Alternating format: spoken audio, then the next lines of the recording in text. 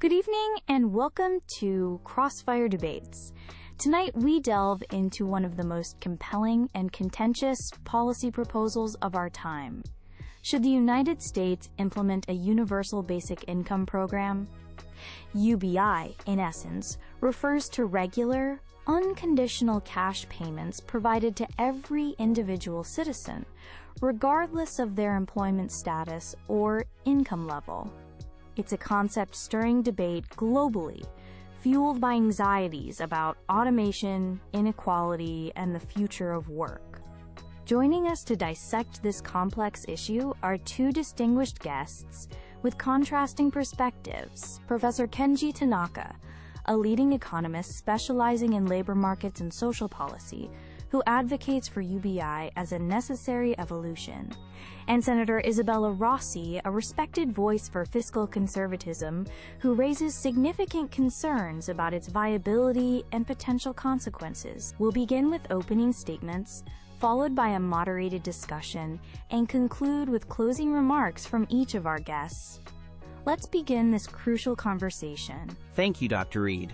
It's imperative we address universal basic income not as some utopian fantasy, but as a pragmatic response to the undeniable tectonic shifts occurring within our economy and society. We stand at a crossroads, confronted by the dual challenges of accelerating automation, displacing traditional jobs, and the burgeoning precarity of the gig economy, which offers flexibility but seldom security. Concurrently, wealth inequality has reached levels that undermine social cohesion and economic dynamism. UBI offers a foundational economic floor, a bedrock upon which individuals can build more secure and fulfilling lives. It's not merely about subsistence, it's about empowerment. Providing basic security allows people the breathing room to invest in education, acquire new skills relevant to a changing job market, or even undertake entrepreneurial risks that could spur innovation, risks they wouldn't dare take while living paycheck to paycheck. Critics often leap to conclusions about work disincentives, but evidence from numerous pilot programs across the globe, from Finland to Kenya to Stockton, California, paints a far more nuanced picture. These studies consistently show minimal negative impact on overall labor participation. Instead, we observe significant improvements in health outcomes, both physical and mental, enhanced educational attainment for children in recipient households, and even increased small business formation.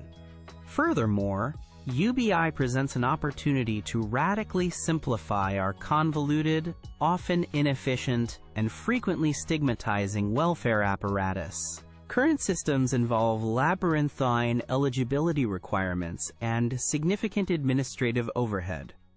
A universal payment could streamline delivery, reduce bureaucracy, and ensure support reaches those who need it without invasive means testing. Consider the looming specter of technological unemployment. While predicting the exact pace and scale is difficult, the potential for widespread job displacement due to AI and automation is real. UBI acts as a proactive societal shock absorber, mitigating the potential for social unrest and economic hardship that such disruption could entail. It's an investment in stability and adaptability. Ultimately, UBI fosters greater social cohesion. By reducing desperation and economic anxiety, it can contribute to lower crime rates, foster greater community engagement, and rebuild trust in institutions.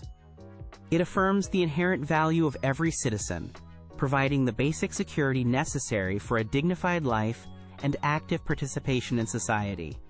It's time we moved beyond outdated models and embraced policies fit for the 21st century. Dr. Reed, Professor Tanaka, thank you for the opportunity to discuss this critical issue. While I appreciate the professor's articulation of the challenges we face, I must fundamentally disagree that universal basic income represents a viable or desirable solution for the United States. Frankly, I view UBI as an economically perilous and ultimately counterproductive proposition, a siren song promising security while masking profound risks to our fiscal stability and economic dynamism. Let's begin with the staggering, almost astronomical cost.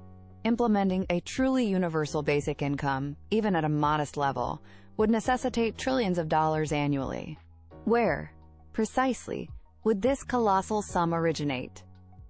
Proponents often vaguely mention tax reforms or redirecting funds, but the reality involves either crippling tax hikes across the board, potentially stifling investment and growth, or devastating cuts to essential services like national defense, infrastructure investment, education, or, critically, existing targeted social safety net programs that demonstrably lift people out of poverty.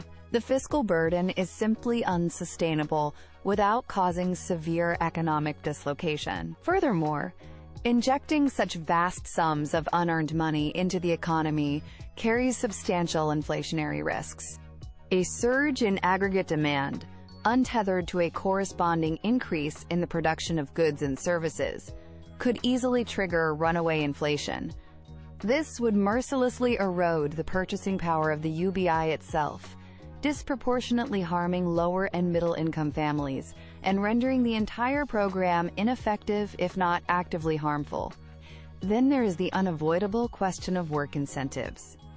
While pilot programs offer some insights, their scale and context are vastly different from a nationwide, permanent implementation. The fundamental principle of detaching income from work on such a massive scale risks significantly reducing labor force participation.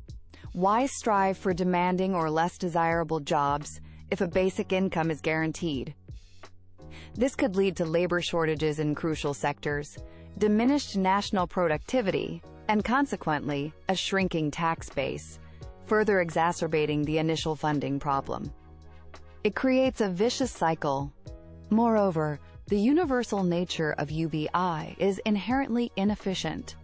Providing substantial payments to millions of individuals who are already financially secure represents a monumental misallocation of resources. Scarce taxpayer dollars would be far more effectively deployed by strengthening and expanding targeted programs like the Earned Income Tax Credit, SNAP, unemployment insurance, or investments in vocational training and affordable childcare, programs designed specifically to assist those genuinely in need and help them achieve self-sufficiency. Finally, we must consider the societal implications. While not easily quantifiable, there is a genuine concern that decoupling income from contribution could gradually erode the perceived dignity and value of work, potentially altering the very fabric of our society and its emphasis on personal responsibility and achievement. UBI, while perhaps well-intentioned, is a high-stakes gamble with unproven benefits and potentially catastrophic downsides. We should focus on strengthening what works, not embarking on radical, fiscally irresponsible experiments. Thank you both for those compelling opening statements. Let's dive deeper. Professor Tanaka, Senator Rossi paints a stark picture of fiscal impossibility and inflationary spirals. How would you realistically finance a national UBI program without triggering these severe economic consequences she fears? What specific mechanisms do you envision? Dr. Reed, the Senator's concerns about cost are valid, but framing it as an insurmountable obstacle overlooks several viable funding pathways. Firstly, it's not solely new money. A significant portion could come from consolidating redundant and administratively costly existing welfare programs, channeling those funds more directly and efficiently. Secondly, progressive tax reform is essential. This could involve adjusting income tax brackets, potentially increasing taxes on capital gains and dividends to align more closely with income tax rates, or exploring a modest wealth tax on the ultra-rich, addressing the very inequality UBI seeks to mitigate. Thirdly, consider novel revenue streams fit for the modern economy: a carbon tax, which simultaneously addresses climate change, a financial transaction tax, capturing revenue from high-frequency trading, or adjustments to corporate taxation, ensuring profitable corporations contribute proportionally. Regarding inflation, the risk is often overstated. A well-designed UBI, particularly if funded progressively, primarily redistributes existing wealth rather than simply printing new money. Furthermore, targeted investments in supply-side measures like infrastructure and education, funded perhaps by other means, can help absorb increased demand.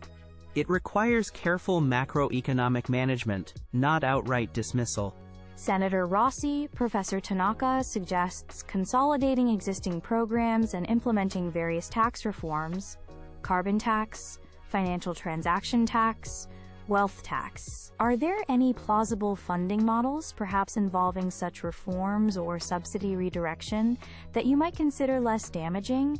Or are all UBI funding mechanisms inherently flawed in your view? Dr. Reed, while I appreciate the professor's attempt to identify funding sources, each proposal carries significant economic baggage. Consolidating existing welfare programs sounds efficient on paper, but many programs serve specific vital needs: disability support, housing assistance, that a simple cash payment might not adequately replace. It risks harming vulnerable populations. As for the proposed taxes, a substantial carbon tax could disproportionately burden lower-income households through higher energy costs.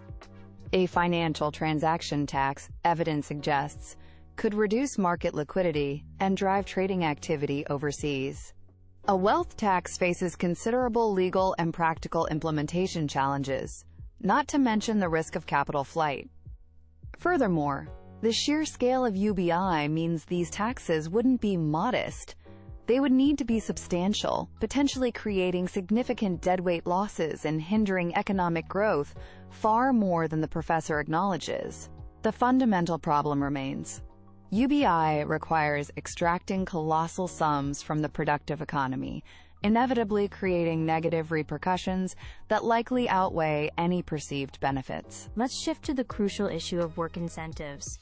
Senator, your concerns are clear. Professor Tanaka, you cite pilot studies, but Senator Rossi questions their scalability. Beyond that limited data, how can you assure us that a permanent, nationwide UBI wouldn't fundamentally dampen the national work ethic and lead to labor shortages? The fear of widespread idleness is a persistent, yet largely unfounded trope. Firstly, the pilot studies, while not perfectly scalable, consistently show that the vast majority of people continue to work or seek work. The small reductions observed are often concentrated among specific groups, such as new mothers taking longer parental leave, or students pursuing further education, outcomes many would consider socially desirable. Secondly, UBI levels typically proposed are basic, not luxurious. They provide a floor, not a comfortable replacement for earned income for most people. The motivation to improve one's standard of living, pursue career ambitions, and contribute meaningfully remains strong. Intrinsic motivation matters. Thirdly, UBI can actually improve labor market outcomes by empowering workers. It gives them the security to refuse exploitative wages or dangerous working conditions, potentially driving up standards. It also supports unpaid but socially valuable work, like caregiving or community volunteering. The nature of work is changing. UBI provides the flexibility needed to navigate transitions, reskill, and adapt, making the labor force more resilient, not less. Senator Rossi, Professor Tanaka argues UBI provides security for education, better job negotiation, and supports unpaid work, suggesting it adapts us to the changing nature of work. Does the rise of automation and AI, which could displace millions, necessitate considering some form of income decoupling, even if not full UBI? The challenges of automation are real, Dr. Reed, but leaping to UBI as the solution is premature and misguided. Decoupling income from work sends the wrong signal. Instead of providing unconditional cash, we should double down on policies that connect people to the workforce of the future. This means robust investment in targeted retraining programs, lifelong learning initiatives, apprenticeships, and strengthening partnerships between educational institutions and industries needing skilled workers. Expanding the Earned Income Tax Credit provides support specifically tied to work. Enhancing unemployment benefits provides a temporary cushion during transitions, again linked to the labor market. Addressing barriers like affordable childcare and transportation can enable more people to participate. These are proven, targeted strategies that uphold the value of work and adapt skills, rather than simply providing a payout that risks creating dependency and shrinking the very economic engine we need to power innovation and opportunity. Relying on UBI as a response to automation is essentially giving up on workforce adaptation. This brings us to targeting versus universality. Professor, why provide potentially billions to affluent individuals who don't need it, instead of concentrating resources laser-focusedly on lifting the poorest, as Senator Rossi advocates? The universality of UBI is actually one of its key strengths, Dr. Reed, for several reasons. Firstly, it dramatically reduces administrative complexity and costs associated with means testing, which plagues many targeted programs. Determining eligibility, verifying income, and preventing fraud consume significant resources. Universal delivery is simpler and cheaper. Secondly, it eliminates the welfare trap, or high marginal effective tax rates, where individuals lose benefits rapidly as they earn more, discouraging work. UBI provides a stable floor that doesn't vanish abruptly.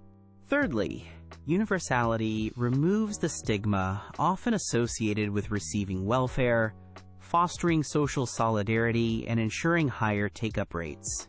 Many eligible individuals fail to access targeted benefits due to complexity, lack of awareness, or stigma. UBI reaches everyone automatically. While some funds go to the affluent, this can be largely recouped through a progressive tax system, ensuring the net effect is highly redistributive without the administrative burdens and social divisions of targeting. Senator Rossi, Professor Tanaka highlights administrative efficiency, reduced stigma, and avoiding welfare traps as benefits of universality. Do current targeted programs, despite their intent, adequately reach everyone in need, considering these potential administrative hurdles and the stigma he mentions? No system is perfect, Dr. Reed, and targeted programs certainly face challenges with take-up rates and administrative burdens. However, the solution is to improve these programs, not abandon them for a vastly more expensive universal approach that sprays money indiscriminately. We can streamline application processes, increase outreach, and integrate services more effectively. Modern technology offers ways to make means testing less intrusive and more efficient. The argument that universality eliminates stigma is questionable. A society where a large portion relies on government handouts might develop its own social dynamics. More importantly, the inefficiency argument cuts both ways. Is it truly efficient to tax productive citizens heavily, only to give a portion of that money back to them, minus administrative costs, while also giving it to those who don't need it? Targeting, even with its imperfections, ensures that finite resources are directed towards alleviating genuine hardship and promoting opportunity where it's most needed. Improving targeting is far more fiscally responsible and ethically sound than adopting indiscriminate universal payments. Briefly, let's touch on practicalities. Assuming UBI were adopted, Professor, what are the major hurdles in integrating it with existing benefits like Social Security or disability payments? Senator, beyond funding, what political or logistical roadblocks seem most formidable? Integration is key. UBI shouldn't necessarily replace programs like Social Security, which are earned benefits, or specific disability supports catering to unique needs. Careful design is needed to ensure UBI complements rather than undermines these existing structures. For instance, UBI could form a base, with existing programs providing supplementary support based on age, disability, or other factors. The main challenge is phasing it in smoothly, adjusting tax codes, and ensuring the payment infrastructure is robust and secure. Politically, achieving consensus for such a radical, costly policy shift would be monumental, requiring broad bipartisan agreement that simply doesn't exist. Logistically, establishing and maintaining an accurate, up-to-date registry of every single resident for payments is a massive undertaking, ripe for errors and potential fraud. Furthermore, Managing the macroeconomic effects during rollout, potential inflation, labor market shifts would require incredibly deft, perhaps impossible, policy coordination. The sheer complexity and potential for unintended consequences during implementation are immense. In closing, while the allure of a simple solution like universal basic income to complex problems like poverty and automation is understandable, we must resist its superficial appeal. The evidence supporting its large-scale success remains scant and context-dependent, while the risks are monumental and undeniable. The overwhelming cost threatens our nation's fiscal solvency, potentially necessitating ruinous tax increases or calamitous cuts to vital services. The potential for widespread inflation could devastate household budgets, negating any intended benefit. Critically, detaching income from work on a national scale risks eroding our labor force participation, productivity, and the very tax base needed to fund such a program, let alone other government functions.